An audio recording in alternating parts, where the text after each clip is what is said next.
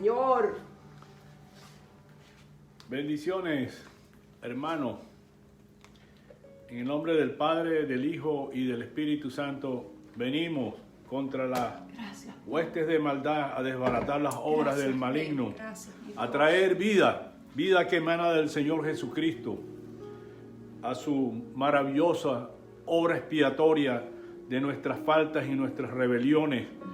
Él las sepultó en la cruz con su vida justa, bendita, llena de obediencia al Padre Celestial, mostrando en su rostro las obras del Padre, y el Padre en él. El que ha visto al Hijo ha visto al Padre, y el que ha visto al Padre ha visto al Hijo.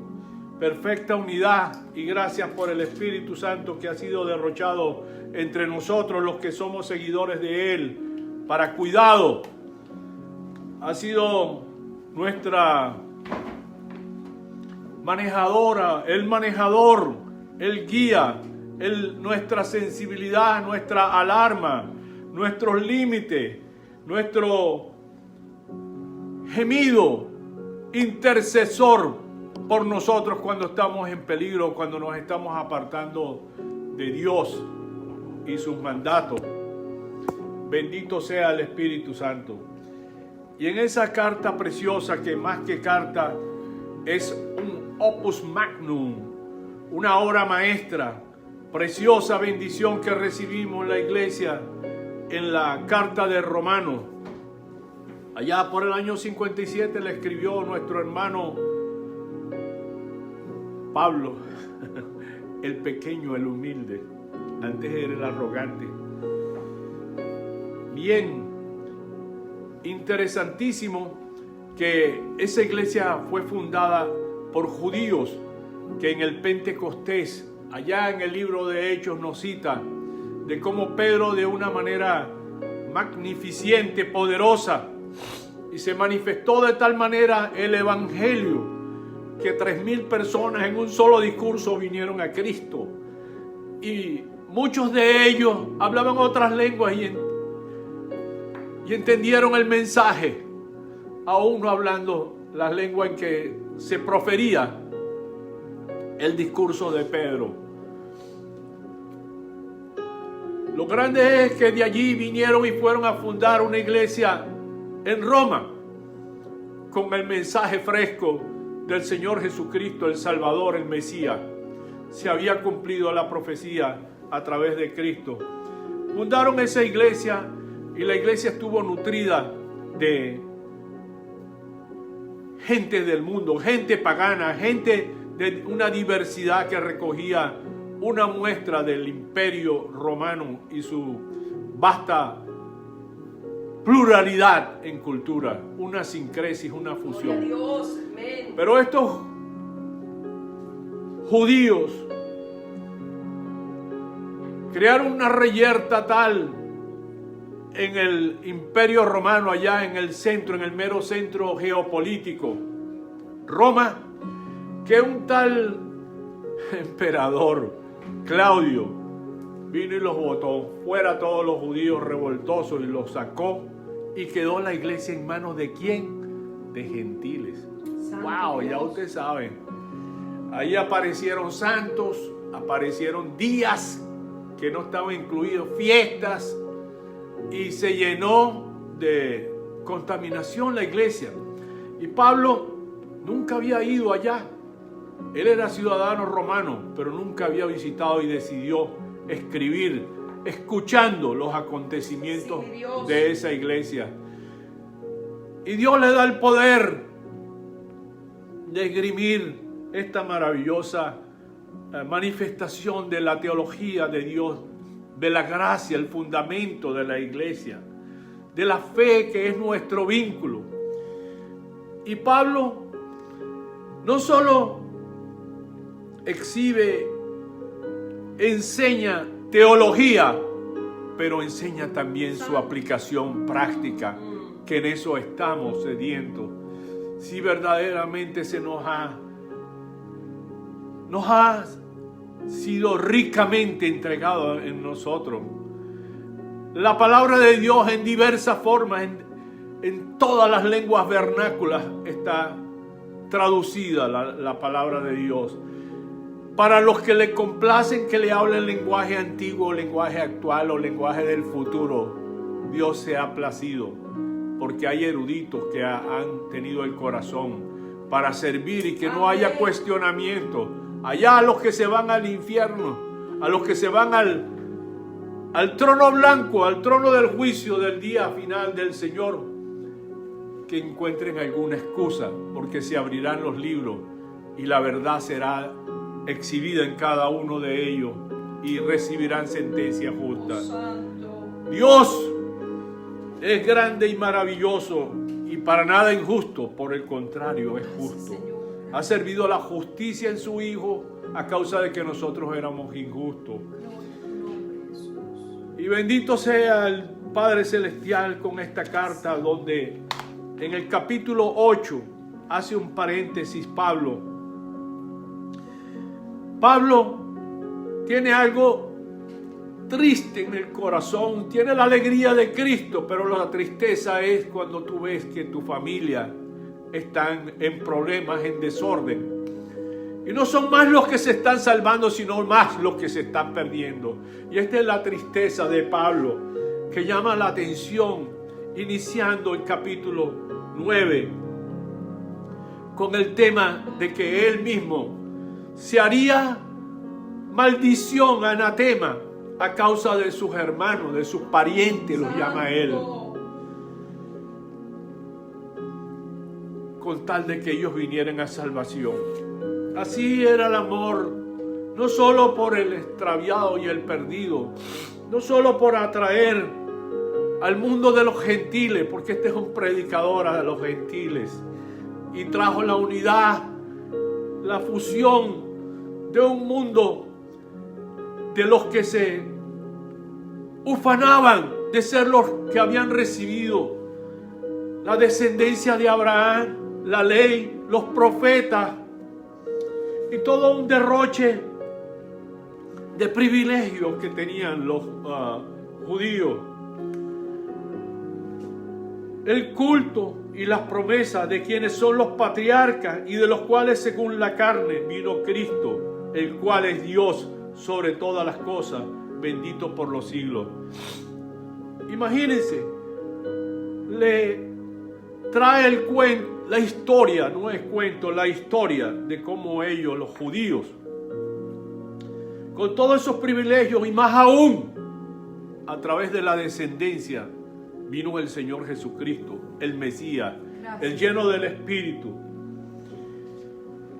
Y en su estilo de la diatriba, del debate imaginario, él lanza sus famosas preguntas para cuestionar y para consternar, llamar la atención de la audiencia.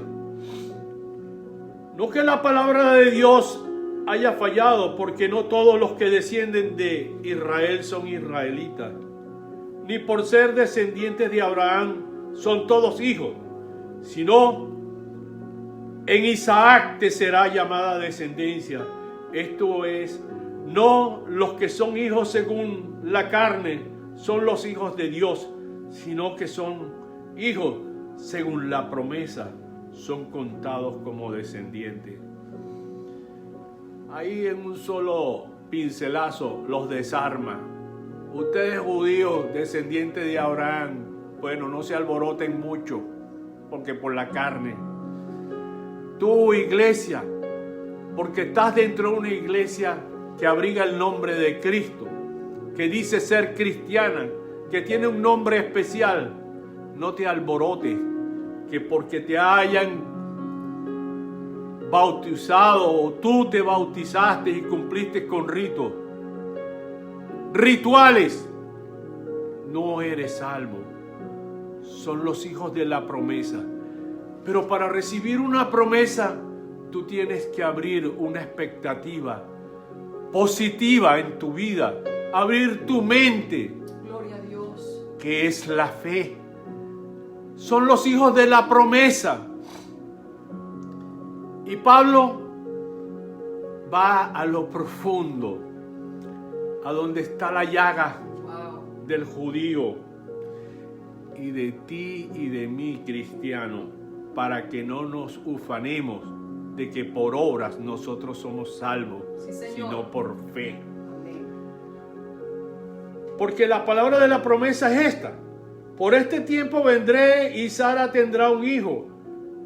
Y no solo esto, sino también cuando Rebeca concibió de uno de Isaac, nuestro padre, pues no habían aún nacido ni habían hecho aún ni bien ni mal, para que el propósito de Dios conforme a la elección permaneciese, no por las obras, sino por el que llama. Se le dijo: el mayor servirá al menor, como está escrito: a Jacob amé, mas Esaú aborrecí. Un poco difícil esto, ¿verdad? Que la norma es que el mayor viene a ser el líder, y supuestamente él recibiría la bendición.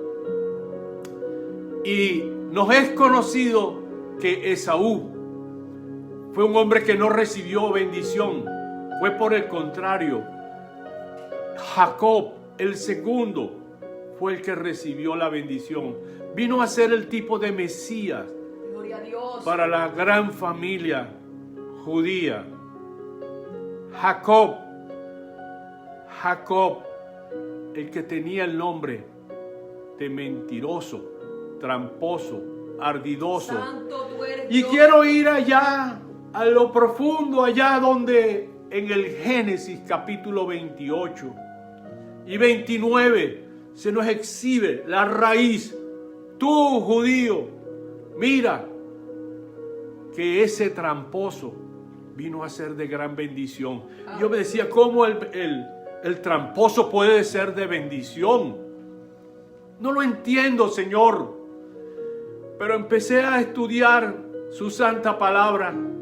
Y ahí te incito, ve, busca, no te dejes llevar solo porque te lo digo y porque te parece atractivo o misterioso. Búscalo tú, ahí está servido para todo. Y ahí exhibe como un hombre que había sido llamado a ser el líder de la familia. Este hombre le trajo amargura a Isaac, y a Raquel le trajo amargura porque tomó mujer. Es que no habían suficientes mujeres entre la parentela, sino él se fue al Geteo, a los que eran enemigos de Isaac, de Abraham.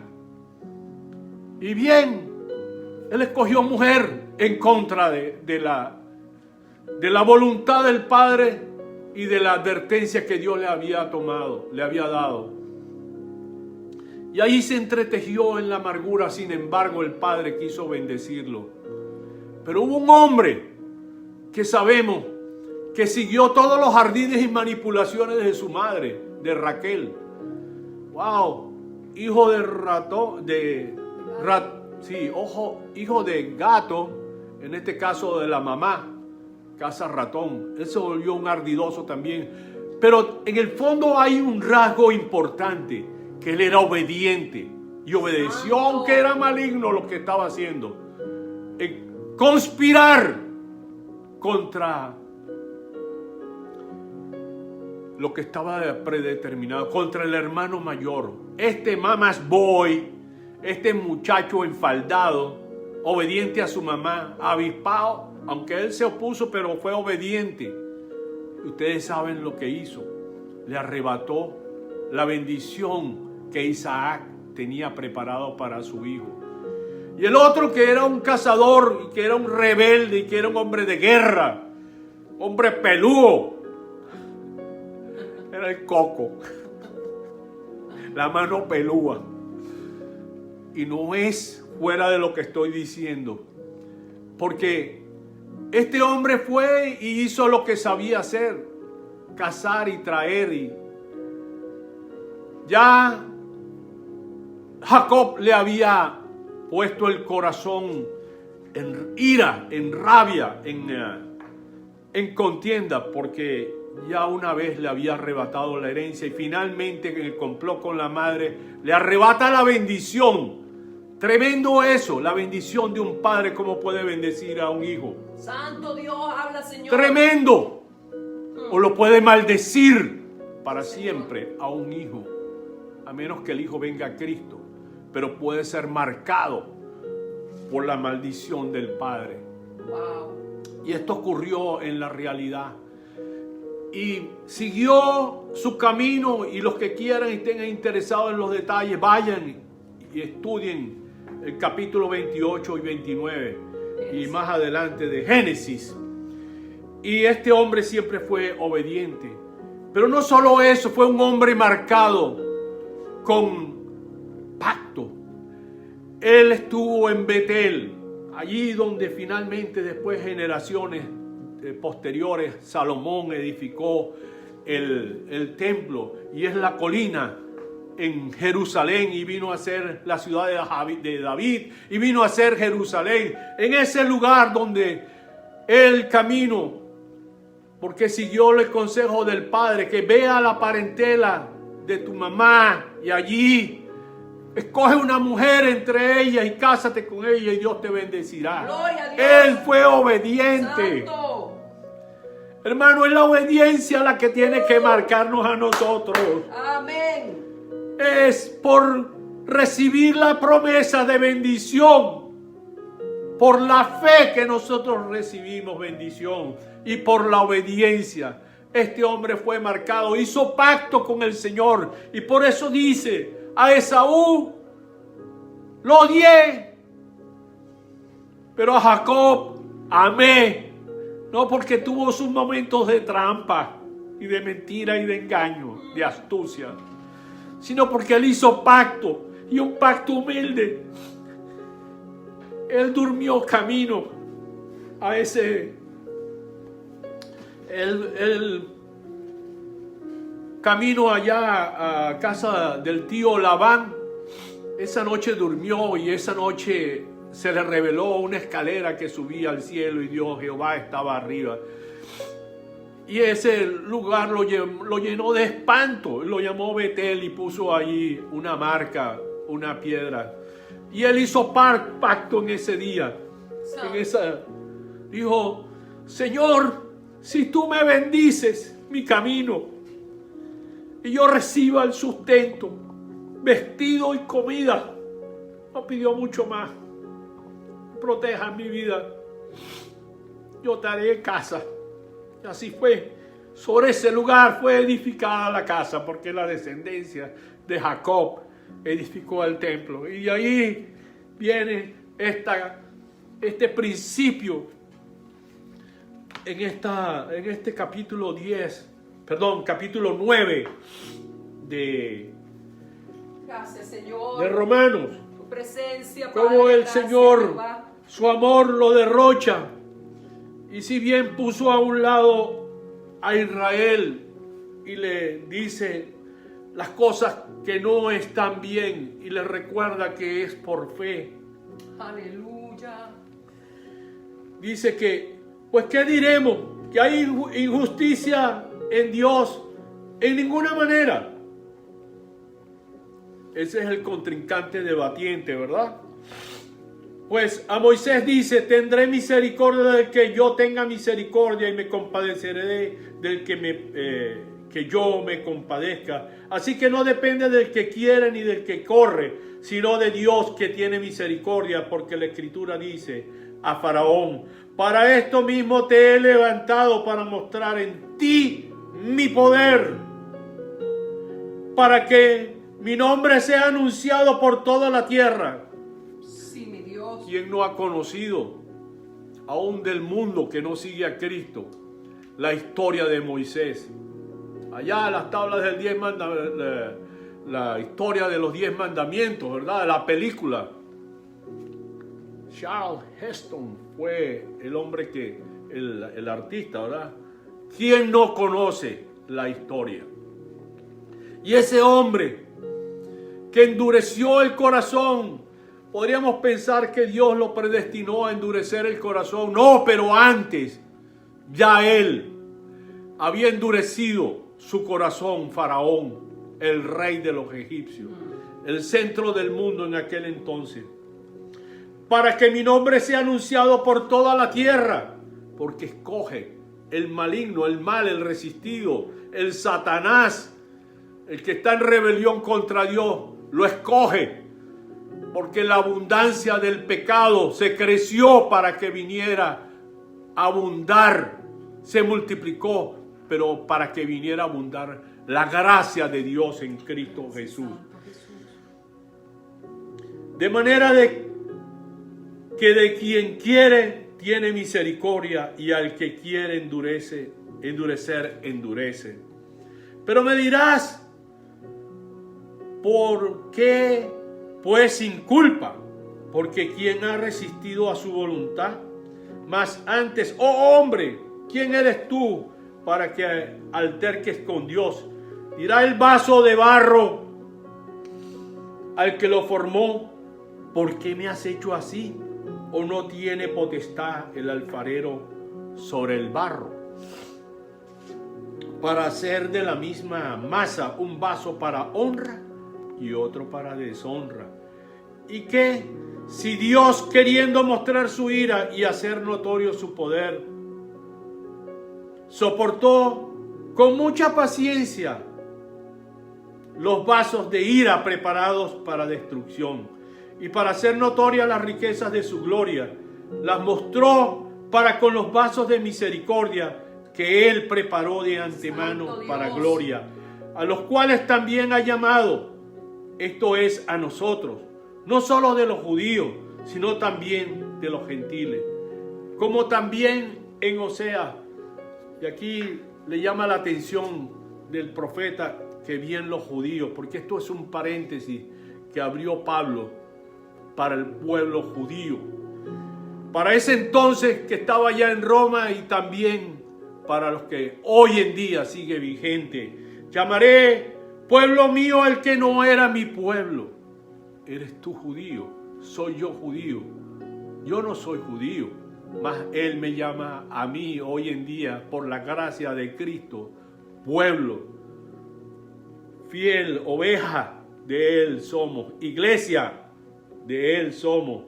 Y a la no amada, amada. Porque si nosotros tenemos con los judíos algo especial, tenemos un respeto y una admiración. Pero sabes, los que persisten en su tradición y en su nación y su adoración de todo el acervo cultural judío, perecerán. Gloria a Dios. Y dice, y en lugar donde se les dijo, vosotros no sois pueblo mío, allí serán llamados hijos de Dios viviente. Esto lo exhibe para los gentiles.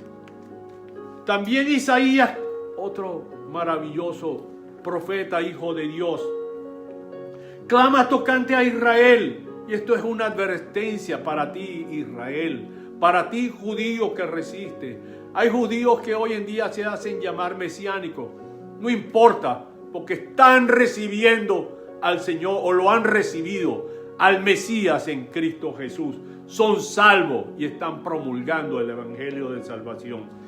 Si fuere, dice así Isaías, clama tocante a Israel. Si fuera el número de los hijos de Israel como la arena del mar, tan solo el remanente, porque de eso se ufana el judío. No, es que a través de nosotros viene la multiplicación, la descendencia de Abraham, que seremos como la arena del mar en número.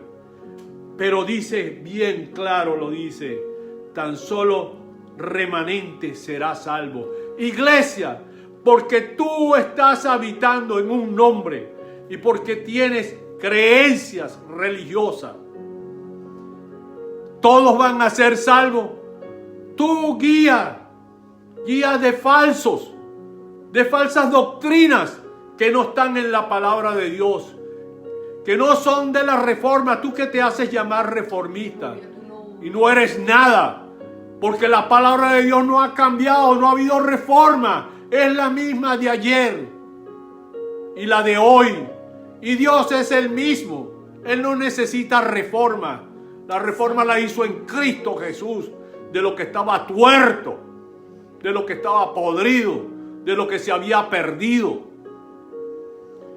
Y dice así: porque el Señor ejecutará su sentencia sobre la tierra en justicia y con prontitud. Y como antes dijo Isaías, si el Señor de los ejércitos no nos hubiera dejado descendencia, como Sodoma habríamos venido a ser, y a Gomorra seríamos semejantes. Bien, ¿qué pues diremos? ¿Que los gentiles que no iban tras la justicia han alcanzado la justicia? Es decir, la justicia que es por la fe. Mas Israel, que iba tras una ley de justicia, no la alcanzó. ¿Por qué? Porque iban tras ella, no por fe, sino como por obras de la ley, pues tropezaron en la piedra de tropiezo, como está escrito: he aquí pongo en Sión. Sión es la colina, Sión es el templo que construyó Salomón, después Herodes, y está destruida. La colina sigue allí, pero allí mismo vendrá el Mesías a establecer un templo inamovible, y él mismo Señor Jesús. Será la luz de la tierra, y desde allí gobernará el reino de los cielos en la tierra.